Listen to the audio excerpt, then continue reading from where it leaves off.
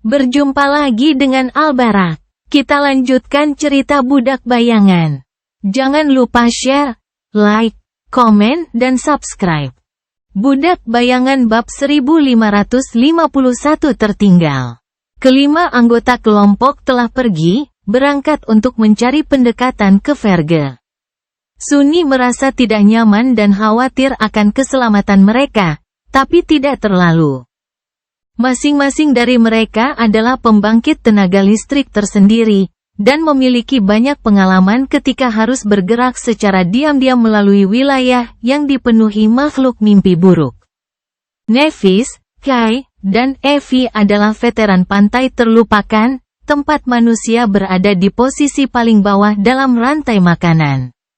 Evie, yang telah berburu di kota gelap sendirian selama bertahun-tahun, sangat mahir dalam menavigasi medan berbahaya tanpa memberitahu siapapun atau apapun tentang kehadirannya. Jet sudah menjadi eksistensi yang menakutkan sebelum kampanye selatan, dan semakin ulet setelah melewati bulan-bulan bencana di pusat Antartika. Diikuti dengan bertugas dalam pengintaian militer di Antartika Timur. Sejauh ini Mordred adalah yang paling licin di antara kelimanya. Jadi meskipun Sunni cenderung peduli dengan kesejahteraannya, bajingan itu adalah orang terakhir di makam Ariel yang dia khawatirkan. Jadi, para pengintai lebih dari mampu memenuhi misi mereka tanpa cedera. Yang jelas, Sunni lebih mementingkan dirinya dan Casey. Kegelisahan yang dia rasakan selama beberapa bulan terakhir mencapai puncaknya, memberitahunya bahwa sesuatu akan terjadi. The Sin of Solace juga tidak segan-segan menyuarakan pendapatnya, kau sudah melakukannya sekarang, bodoh. Kegilaan apa yang membuatmu berpikir bahwa tinggal di sini sendirian bersamanya adalah ide yang bagus? Itu bukan aku, itu sudah pasti. Sekarang, kamu benar-benar tidak berdaya melawan pengkhianatan baru apapun yang ada dalam pikirannya. Tanpa ada yang menutupi punggungmu. Sunni memandangnya dengan muram, lalu berbalik. Sein, Vien, dan Nihmah masih berada di dalam chain breaker. Jadi, hantu menjijikkan itu salah, ada seseorang yang menutupi punggungnya. Ada banyak, tidak itu salah. Mengapa dia membutuhkan itu? Casey tidak akan mengkhianati kelompoknya.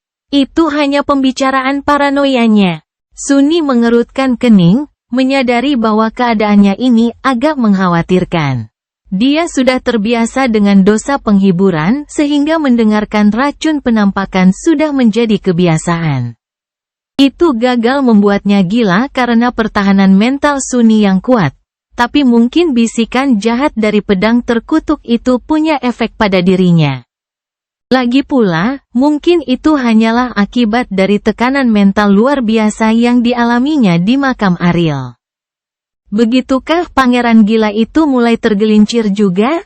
Merasa muram, Sunni menyaring bisikan hantu pedang yang tak henti-hentinya dan melanjutkan urusannya. Casey dengan lembut mendaratkan chain breaker di atas air dan membawanya ke dekat pantai daratan es, menyembunyikannya di bawah bayangan gundukan batu yang tinggi. Sunni menambatkan kapal, memastikan talinya bisa dipotong kapan saja. Lalu, tidak ada yang bisa mereka lakukan selain menunggu dan tetap waspada. Sementara Sunni diliputi kekhawatiran dan keraguan, Casey tampak sangat tenang.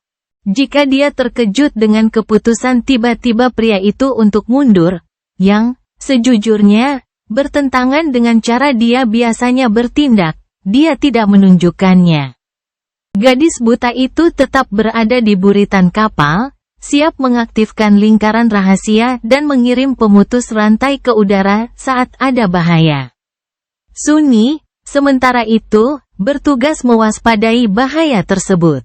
Salah satu bayangannya terus mengawasi Casey, sementara 5 bayangan lainnya menyebar untuk melihat lingkungan dengan lebih baik. Dia memerintahkan Sein dan Vien untuk tetap berada di kapal dan mengirim Nihmah untuk bersembunyi di balik bayang-bayang di atas gundukan tempat mereka ditambatkan.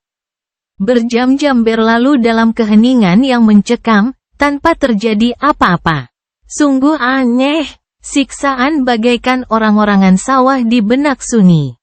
Dia telah menikmati manfaat memiliki Casey cukup lama untuk mengetahui betapa kuat dan ajaibnya, meskipun sebagian besar tidak dapat diterapkan dalam konfrontasi langsung. Kekuatannya jadi, dapat dimengerti bahwa dia sangat waspada terhadap versi penglihatan buta yang tercemar, belum lagi apakah penglihatan buta yang tercemar itu adalah seorang suci. Apa kemampuan transformasi Torment? Bagaimana kemampuannya yang lain berkembang, dan apa yang mampu dia lakukan? Tak ada jawaban yang membuat Sunny semakin gugup. Namun, jika ada satu hal yang dia ketahui, wabah terakhir akan sangat selaras dengan takdir dan wahyu.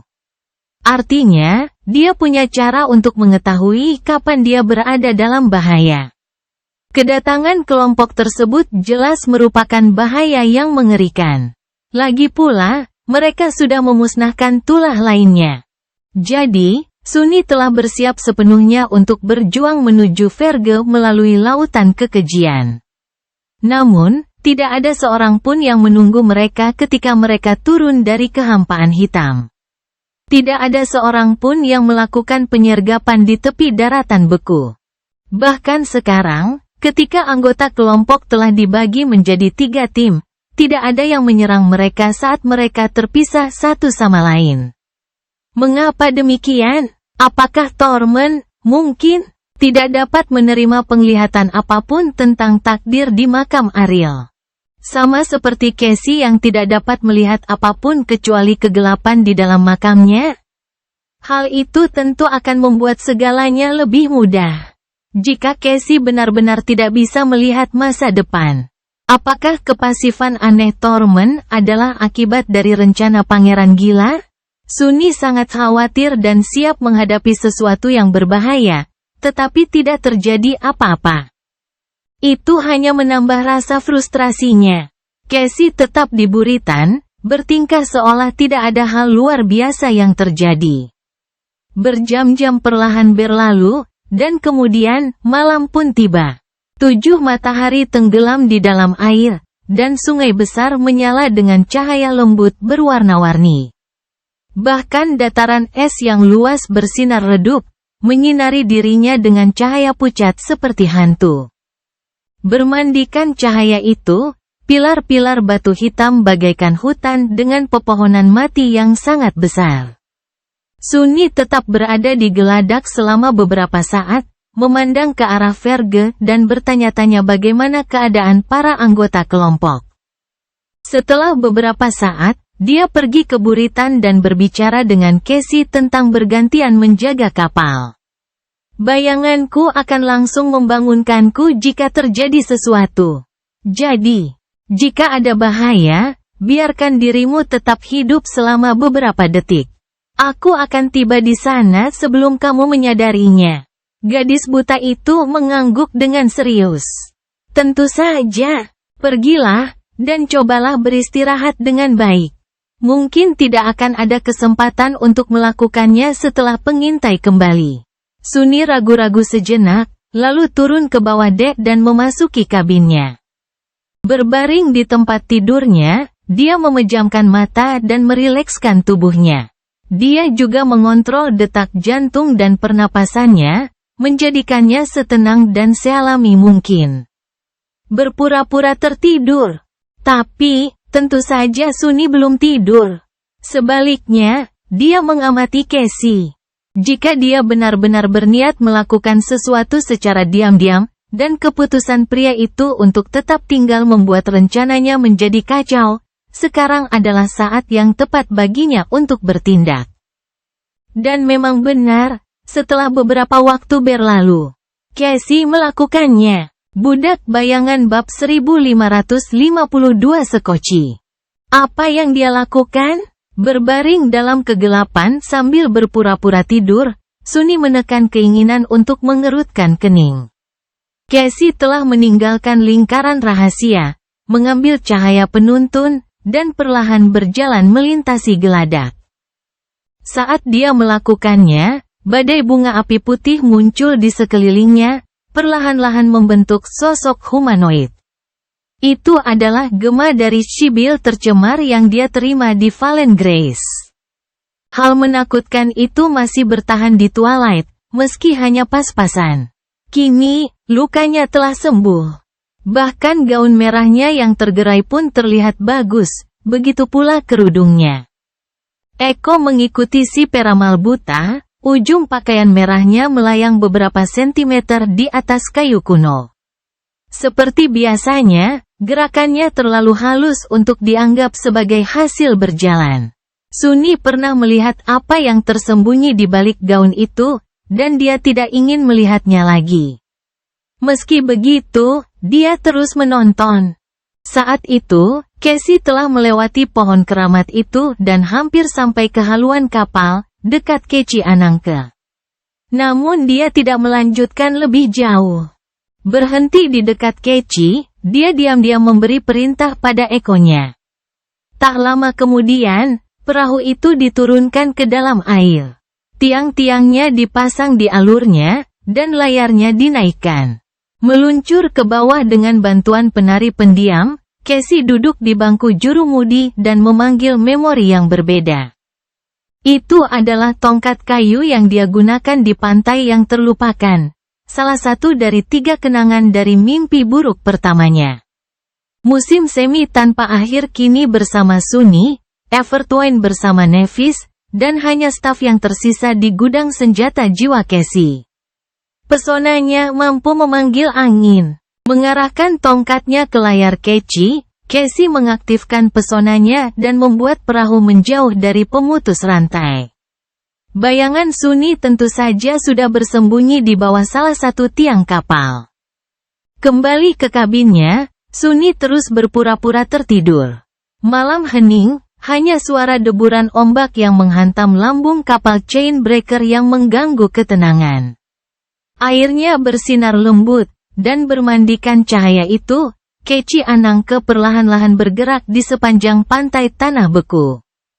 Sialan! Meski Sunni kurang lebih yakin Cassie menyembunyikan sesuatu, ia berharap terbukti salah hingga saat-saat terakhir. Namun, selama ini dia benar. Maksudmu aku benar. Suara nyaring dosa penghiburan terdengar bagaikan guntur dalam kesunyian. Sunni menolak bereaksi, mengetahui bahwa Cassie kemungkinan besar memahami dunia melalui indranya. Namun, selama dia tetap memejamkan mata dan mengendalikan pernapasan serta detak jantungnya, dia tidak tahu bahwa dia sudah bangun. Karena dia hanya bisa membagikan indera kepada orang-orang yang ditandai oleh kemampuannya, bukan membaca pikiran mereka. Tapi itu pertanyaannya, kan? Hantu pedang itu tertawa. Apakah aku hanya isapan jempol dari imajinasimu, atau apakah aku lebih nyata dari yang kamu bayangkan? Jika memang yang pertama, maka aku hanyalah sebuah konstruksi pemikiran. Dan Cassie tidak mungkin mengetahui kehadiranku. Dia sendiri yang mengatakannya, saat kembali ke Pulau Aletheia. Tapi, apa yang dia katakan bisa dipercaya? Karena jika dia mendengarkanku, maka penampilan kecilmu akan menjadi sia-sia. Duduk di dalam Keci, Cassie tidak menunjukkan tanda-tanda telah mendengar apa yang dikatakan dosa penghiburan. Namun, sekarang, Sunni tahu bahwa dia adalah seorang aktris yang luar biasa. Peralihannya yang mudah antara kepribadiannya yang biasa dan citra senja yang magnetis adalah buktinya. Bisakah Cassie memahami dosa penghiburan atau tidak? Jika tidak, lalu bagaimana dia bisa menyadari putaran waktu di Pulau Aletheia? Apa yang ingin dia capai saat ini? Dia memaksa dirinya untuk tetap tidak bergerak, terus mengamatinya. Aku akan menunggu sampai dia keluar dari jangkauan kontrol bayangan sebelum mengambil tindakan. Sunni bisa mengendalikan bayangannya dari jarak yang sangat jauh. Itu juga merupakan jarak maksimum yang bisa dia tempuh melalui Shadow Step. Jadi, selama Cassie tetap berada dalam jangkauan itu, dia akan bisa muncul di sampingnya dalam sekejap. dan dengan tetap bersikap pasif, dia berharap bisa mengetahui rahasia apa yang Casey simpan, dan apa yang direncanakannya. Mengetahui hal itu, dia akan dapat memutuskan apa yang harus dilakukan. Namun, jika dia akan meninggalkan jangkauan di mana dia bisa menghubunginya, maka semua taruhan dibatalkan. Sunny tidak akan membiarkan Casey membahayakan dirinya sendiri, dan kalau saja apa yang ingin dilakukan Casey bisa membahayakan seluruh kelompok, dia juga harus turun tangan. Dia tetap diam dan bertoleransi terhadapnya cukup lama. Hari ini, menjelang pertempuran menentukan dari mimpi buruk yang mengerikan ini, kebenaran akan terungkap, dengan satu atau lain cara. Kapal kecil itu terus berlayar menyusuri tepian pulau es, dikelilingi air yang bersinar indah. Di atas, langit malam gelap gulita, menyembunyikan banyak kengerian yang tertidur. Di suatu tempat, tidak terlalu jauh, sisa-sisa Aletheia dari 9 tersebar di kota Verge, menunggu untuk dihancurkan oleh para penantang makam Ariel. Atau menginfeksi jiwa dan tubuh mereka dengan benih-benih korupsi, menjadikan mereka bagian dari pasukan najisnya. Casey berlayar semakin jauh dari Chainbreaker, membuat Sunny merasa sedih. Dosa penghiburan terus berbisik ke telinganya, melontarkan segala macam tuduhan keji. Akhirnya, yang membuat Sunny marah, dia merasa perahu layar itu terlalu jauh. Jika dia berlama-lama lagi, Casey itu akan terlepas dari jangkauannya, memutus hubungannya dengan bayangan. Jadi, sambil menghela napas panjang, Sunny membuka matanya dan menghilang ke dalam bayang-bayang. Sesaat kemudian, dia melangkah keluar dari dalam Casey, berdiri beberapa meter dari Casey. Dia sedang duduk di bangku jurumudi, ditemani ekonya. Wajahnya disinai oleh cahaya lembut dari cahaya penuntun dan cahaya pucat dari air yang berwarna-warni. Sementara itu, wajah Sunny tenggelam dalam bayang-bayang. Sambil menghela nafas, Sunny menatap gadis buta itu dan bertanya, suaranya netral, "Kemana kamu pergi?" Budak Bayangan bab 1553 Bayangan dan Peramal. Setelah menanyakan pertanyaan itu, Sunny duduk di bangku di seberang Casey. Di sanalah mereka, sendirian di dalam perahu, hanya mereka berdua, atau lebih tepatnya, mereka berempat. Dosa Soles mendarat di bangku di sebelah Sunny, senyum sinis tersungging di bibirnya. Wajahnya penuh kebencian, seperti biasanya, tentu saja, wajahnya juga sama persis dengan wajah Sunny. Casey sedang duduk di bangku kemudi beberapa meter dari mereka, memegang dayung kemudi. Gemma Sibyl yang sudah meninggal juga ada di sana, berdampingan dengannya. Karena keduanya mengenakan pakaian mengalir dari kain merah cerah, yang merupakan pakaian tradisional para pendeta Valen Grace, mereka juga terlihat sangat mirip. Perbedaan yang paling terlihat di antara mereka adalah wajah cantik Casey telanjang, sedangkan Eko yang mengerikan mengenakan kerudung. Mata biru Casey yang indah juga penuh kehidupan, meskipun dia buta. Namun, mata kedua Sibyl itu kosong dan tak ada kehidupan. Tatapan hampanya membuat punggung Sunny merinding, dia merasakan hal itu setiap kali dia melihat Gemma manusia. Memang benar, yang ini dibuat menurut gambaran seorang manusia yang telah menyerah pada kekotoran batin. Mereka berempat duduk berhadapan, dikelilingi ketegangan yang tak terlihat. Meski Sunny muncul tiba-tiba, Casey tetap tenang. Dia menonaktifkan pesona tongkat kayunya dan menurunkannya, lalu berkata dengan suara datar, "Kupikir kamu sedang tidur." Senyum tipis muncul di bibir Sunny. "Apakah kamu?" Dia cukup yakin bahwa tindakan kecilnya telah menipu si peramal buta, tapi sekarang dia melihat kurangnya reaksi, cacing keraguan memasuki pikirannya. Apakah dia tahu selama ini dia berpura-pura? Dosa penghiburan terkekeh, menatap Casey dengan tatapan benci dan jijik. Sepertinya kamu telah dipermainkan seperti cacing yang menyedihkan. Bahkan setelah semua peringatanku, ya Tuhan, sungguh membuat frustrasi. Kamu seharusnya sudah memukul pengkhianat ini sejak lama. Lihat saja dia pasti juga membencimu. Saya bersedia. Sudut mulut Sunni bergerak-gerak, tapi dia menahan keinginan untuk menegur hantu pedang itu. Namun, hal itu hanya memberi kesempatan pada penampakan itu untuk menahan omelannya yang mengejek, kamu benar-benar makhluk yang memberontak, bukan? Seorang budak rendahan dan hina. Dan lihat, inilah wanita yang membuatmu menjadi budak. Dia pernah mengkhianatimu, namun, kamu membiarkan ular itu kembali ke dalam dirinya.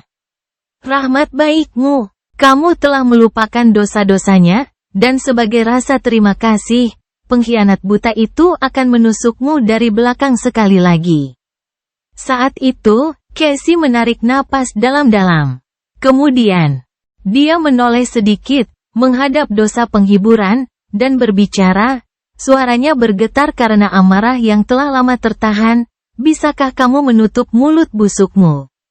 Celaka, siapa yang mengajakmu bicara? Diam sekali saja. Sunni sedikit terkejut dengan ekspresi emosi itu.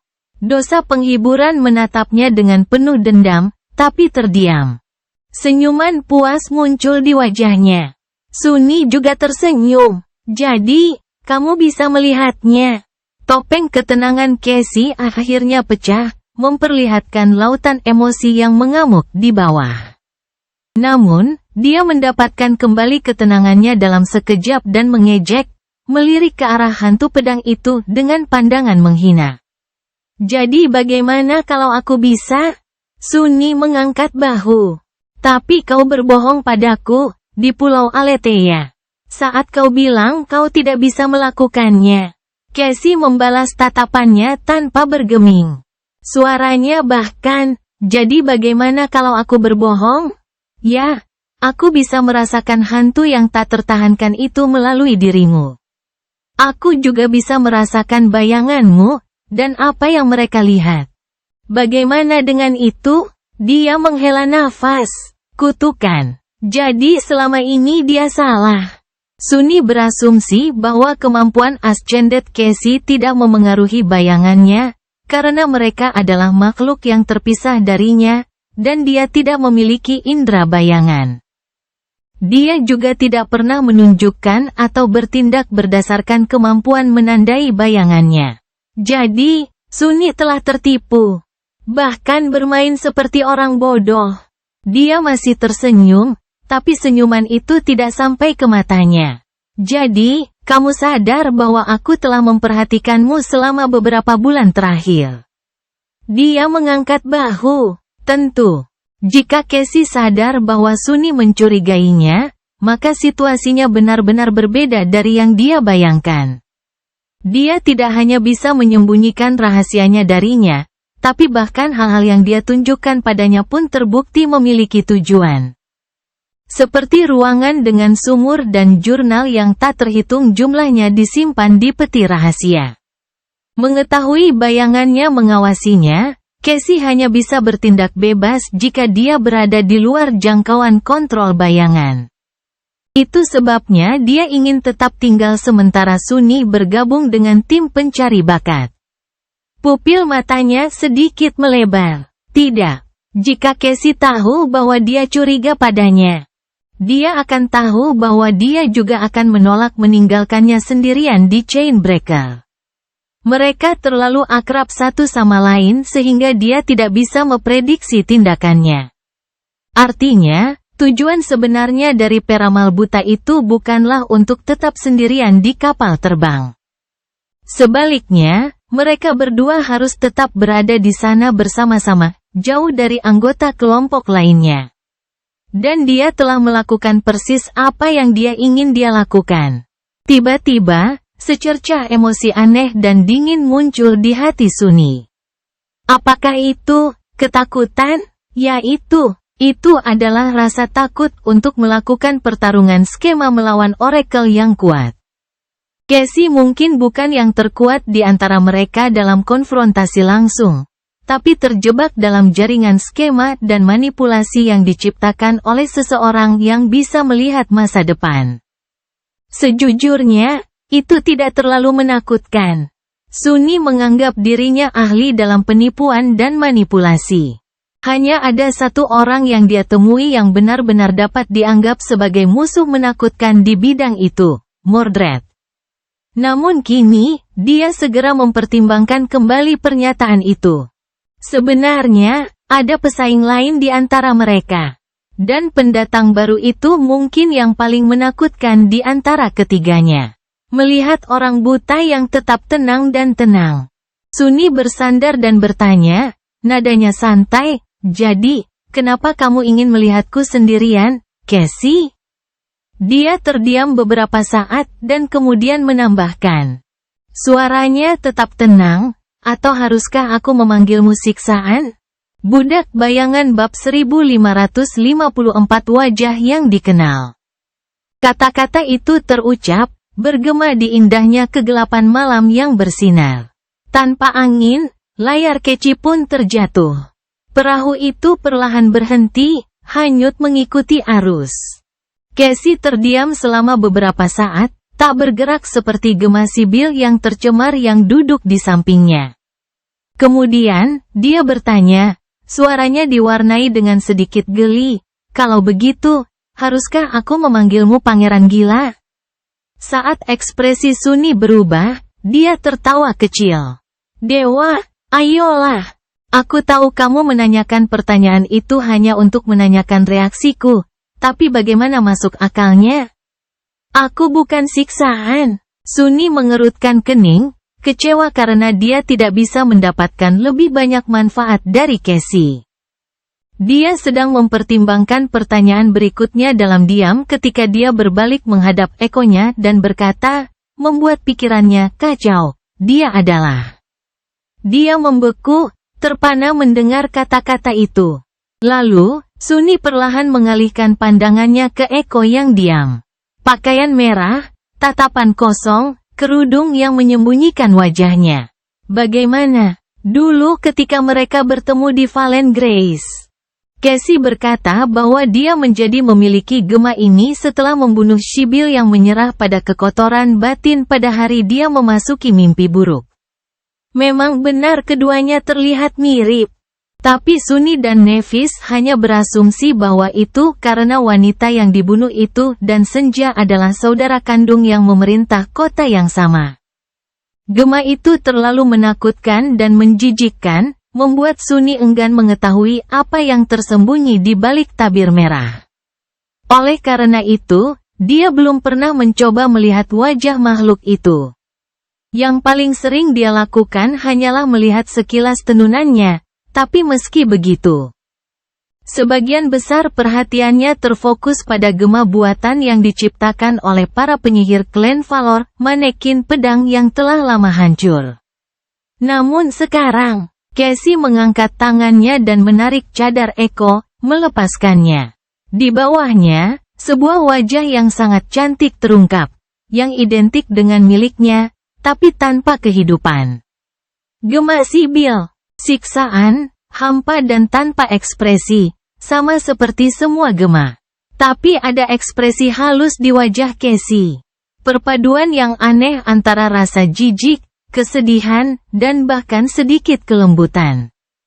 Lagi pula, tidak setiap hari seseorang berkesempatan untuk melihat salinan diri mereka yang sudah mati dan tidak berjiwa. Roda gigi berputar di kepala Sunni dengan kecepatan yang mustahil, mencoba mencerna pengungkapan menakjubkan tentang sifat asli Echo yang menakutkan. Siksaan. Sudah mati. Dia sudah mati selama ini. Tentu saja, dia curiga hal seperti itu memang terjadi. Kecurigaan itu baru muncul baru-baru ini, dan baru terlintas di benaknya setelah mereka mendarat di dekat Verge. Sunni tidak dapat menerima bahwa peramal kekotoran batin yang menakutkan itu tidak menyadari pendekatan mereka. Akan baik-baik saja jika hanya Mordred dan dia, yang mengenakan topeng wafer, keduanya bisa menyembunyikan diri dari ramalan. Namun anggota kelompok lainnya tidak memiliki pertahanan terhadap mereka yang sudah terbiasa dengan takdir, sehingga segala upaya untuk bersembunyi menjadi sia-sia. Namun demikian, penghancur rantai belum disergap karena meninggalkan kehampaan hitam. Kekuatan kekotoran batin juga belum turun ke atas mereka begitu mereka mencapai pulau es yang luas. Seolah-olah Torment telah mencegah mereka bertindak melawan mereka, atau tidak berada di Verge sama sekali. Aneh sekali, mengingat dia telah berhasil menyingkirkan Dreadlord, dan seharusnya menjadi tiran baru di kota tercemar. Dia merenungkan pemikiran bahwa Pangeran Gila juga telah merencanakan melawan wabah terakhir. Namun kenyataannya jauh lebih menakjubkan. Cassie belum pernah menerima Gema karena membunuh Sibyl yang tercemar. Tidak ada Gema saudara kandung. Dia menggigil. Kalau begitu, mengapa merahasiakannya? Sebaliknya, dia menerima Gema ini karena membunuh Torment sendiri. Cassie telah membunuh salinannya yang tercemar jauh sebelum Sunny dan Nevis tiba di Valen Grace. Dia menggigil. Kalau begitu, mengapa merahasiakannya? Cassie mengamati wajah Echo beberapa saat, lalu menghela napas dan berbalik. Setelah jeda singkat, dia berkata dengan nada agak tertahan, "Aku sarankan kamu jangan menatap matanya terlalu lama. Ini agak tidak menyenangkan. Dosa penghiburan buru-buru membuang muka." Sunny perlahan mengumpulkan pikirannya, masih belum pulih dari keterkejutannya. Dia berjuang untuk memahami informasi baru. Itu terlalu mengejutkan, mengubah semua yang dia ketahui tentang mimpi buruk. Akhirnya, dia bertanya, suaranya datar, "Kapan?" Cassie mengangkat bahu. "Itu sekitar 6 bulan setelah aku menjadi senja, menurutku. Tentu saja, itu bukan pertama kalinya kita bertemu, hanya yang terakhir." Sunny teringat ruangan yang tersembunyi di bawah kuil senja, dengan celah di lantainya yang mengarah ke kedalaman sungai besar. Begitukah cara Torment memasuki Valen Grace dan melakukan kontak dengan Cassie? Di situkah mereka bertempur? Dan di mana Oracle yang tercemar itu mati? Tapi bagaimana mungkin? Bagaimana Cassie bisa mengalahkan wabah yang mengerikan sendirian? Padahal Torment harus mengumpulkan kekuatan dan informasi untuk mempersiapkan bentrokan akhirnya. Menatap dua wajah cantik dan identik, yang satu familiar dan penuh kehidupan. Yang lain asing dan kosong, tiba-tiba dia merasa sangat tidak nyaman. "Bisakah kamu mengenakan kembali cadar itu?" Dia membenci Gema manusia, dan dia semakin benci melihat Gema salah satu teman terdekatnya. Melihat salinan Torment yang tidak berjiwa seperti melihat mayat Cassie, yang membuatnya merasa jijik. Gadis buta itu ragu-ragu sejenak, lalu mengenakan kembali cadarnya, menyembunyikan wajah Gema di baliknya. Namun mata kosong Torment tetap terlihat, menatap Sunny tanpa emosi apapun. Cassie menghela napas. Setidaknya, dia dalam keadaan damai sekarang. Itu adalah rahmat. Sunny mengalihkan pandangannya, mengamatinya beberapa saat, lalu menanyakan pertanyaan berikutnya, "Bagaimana?" Gadis buta itu tersenyum. "Bagaimana lagi? Tentu saja itu diatur oleh Pangeran Gila."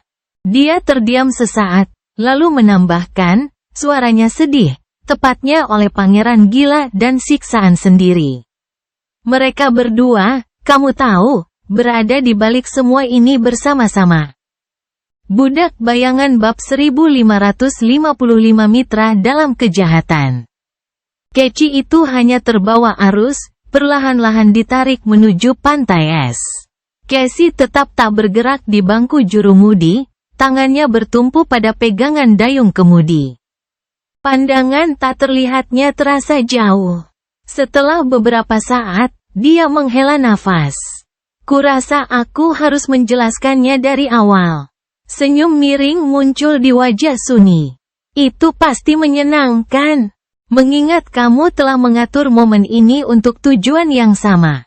Pada saat itu, dia punya banyak waktu untuk menyadari bahwa Casey telah memanipulasi kejadian hari-hari sebelumnya dengan tujuan agar percakapan Sunny ini tidak terdengar oleh teman-teman mereka. Mengapa? Apa yang ingin dia capai? Dan mengapa sekarang, sebelum pertempuran terakhir dari mimpi buruk ini? Apakah mereka harus berbicara sendirian karena Pangeran Gila dan Siksaan telah mengatur seluruh siklus sungai besar ini sendirian? Dia akan mencari tahu. Sunny merasakan banyak tekanan terkuras dari hatinya. Mengetahui bahwa Siksaan telah hilang dan satu-satunya penghalang antara kelompok dan keselamatan adalah pencari pertama yang mengerikan namun tidak punya pikiran. Tapi, di saat yang sama, dia gelisah karena apa yang terjadi antara dia dan Casey. Kemudahan dia mengungkapkan rahasianya, tidak menyenangkan. Gadis buta itu teringat beberapa saat, lalu mengambil cahaya penuntun dan meletakkannya di bahunya.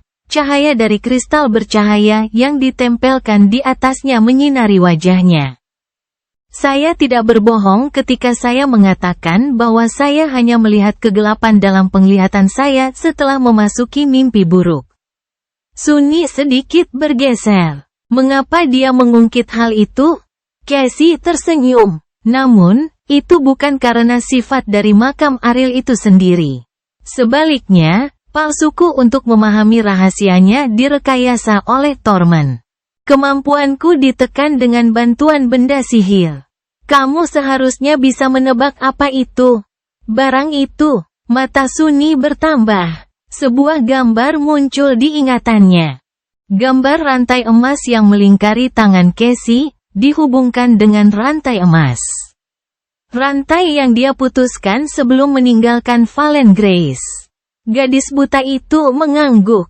Ya. Belenggu itu dikenakan oleh senja, dan oleh karena itu, rantai itu ada di pergelangan tangan saat aku memasuki mimpi buruk. Namun senja tidak menciptakan pesona di sekitarnya. Sebaliknya, itu adalah siksaan. Dia memiliki waktu bertahun-tahun yang tak terhitung jumlahnya untuk mempersiapkan akhiratku. Kembalilah, lagi pula. Sunny mengangkat, menguraikannya berubah muram. Kalau begitu, mengapa kehancurannya? Casey mengangkat bahu. Karena aku harus melakukannya, agar bisa selamat dari apa yang akan terjadi. Pulau Aletheia, Twilight, kita tidak akan bisa bertahan hidup jika kekuatanku dilumpuhkan. Jadi, itu sepadan dengan risikonya. Ditambah lagi, penglihatan datang padaku di mimpiku. Dan bayanganmu, mimpi buruk, telah menghancurkan mimpiku satu demi satu. Jadi, aku aman dari mengetahui kebenaran muara selama kita bersama. Dia berhenti sejenak dan melanjutkan, suaranya semakin pelan, diriku di masa lalu. Seseorang yang ditakdirkan untuk menjadi siksaan, tidak memiliki kemewahan itu. Dalam siklusnya sendiri, dia berhasil menciptakan pesona penindasan untuk melindungi dirinya dari kebenaran. Tapi dia tahu bahwa Pangeran Gila akan datang untuk menemuinya. Dia tidak bisa melarikan diri darinya. Senyuman aneh muncul di wajahnya. Lagi pula, dia tidak berencana melakukannya. Namun, dia melakukan beberapa tindakan pencegahan untuk mencapai tujuannya bahkan setelah jiwa dan kewarasannya dikonsumsi oleh korupsi. Casey menunjuk ke arah Eko yang diam dan duduk di sampingnya. Gema ini tidak terlalu kuat, kamu tahu. Karena sebagian besar kekuatan siksaan tidak bisa digunakan oleh Gema. Kekuatannya ada hubungannya dengan ingatan, dengan mengingat dan melupakan, sesuatu yang tidak mampu dilakukan oleh Gema. Jadi, dia membatasi pikirannya sendiri, mengubah dirinya menjadi orang hancur yang bertindak sesuai dengan serangkaian pilihan yang telah ditentukan sebelumnya. Hampir seperti menciptakan versi miniatur takdir yang kasar. Dia menggelengkan kepalanya. Tentu saja, itu saja tidak cukup untuk lepas dari kegilaan korupsi. Tidak peduli seberapa baik dia mempersiapkan diri, kekotoran batin akan mengubahnya menjadi makhluk yang tidak dapat dikendalikan. Kecuali, tentu saja, dia menerima bantuan dari si gila pangeran, yang mampu mempertahankan sebagian dari kemanusiaannya berkat hantumu yang menjijikkan itu. Dengan bantuannya, dia benar-benar bisa mengubah dirinya yang ternoda menjadi instrumen keinginannya. Sunni bergeser sedikit dan bertanya. Suaranya penuh keraguan, dan bagaimana mereka mencapai hal itu? Bagaimana orang suci yang tercemar bisa dikendalikan? Casey menghadapnya dan terdiam beberapa saat, lalu tersenyum. Bagaimana lagi? Tentu saja dengan membuat sang Dreadlord menggunakan otoritasnya untuk melawannya. Pangeran gila menambah paranoia yang dirasakan Tiran Verge terhadap Torment, dan kemudian memasukkan gagasan tentang perintah apa yang harus diberikan padanya ke dalam pikirannya. Karena itu, dua dari wabah menjadi mampu melawan sifat jahat mereka, sampai tingkat tertentu. Dan dengan demikian, siksaan dan pangeran gila menjadi konspirator yang sempurna. Dia menggerakkan dayung kemudi sedikit, memutar keci, sehingga haluannya menghadap ke pantai dekat Pulau Es. Setelah wabah mencapai muara dan menggunakannya untuk menyerang siklus sungai besar berikutnya, mereka berdua dengan cermat mempersiapkan lapangan bermain untuk kedatangan kami, para penantang baru. Akhirnya, Pangeran Gila memanggil dua wabah di Pulau Aletheia, dan dua lagi di Twilight. Lalu, dia menyelesaikan kunci muara dan memasuki sumber, menjadi dirimu sendiri. Sunni memandangnya dengan muram, lalu mengalihkan pandangannya dan menatap gema siksaan. Kalau begitu, mengapa Torment tidak melakukan hal yang sama? Mengapa tetap tinggal dan melakukan kontak denganmu? Mengapa menyerangmu, memaksamu untuk membunuh? Ekspresi Casey berubah dingin. Dia bertahan beberapa saat, lalu tersenyum muram. Pangeran gila harus memasuki sumber untuk memastikan bahwa kamu memiliki kunci muara di awal mimpi buruk, sehingga melindungimu dari kebenaran yang disembunyikan oleh dosa penghiburan. Mungkin dia bisa menciptakan memori yang berisi keduanya pesona tersembunyi dan pesona yang memungkinkannya mentransfer di awal siklus. Tapi, salah satu dari keduanya harus tetap tinggal. Cerita bersambung. Jangan lupa share, like, komen, dan subscribe. Agar tidak ketinggalan cerita selanjutnya.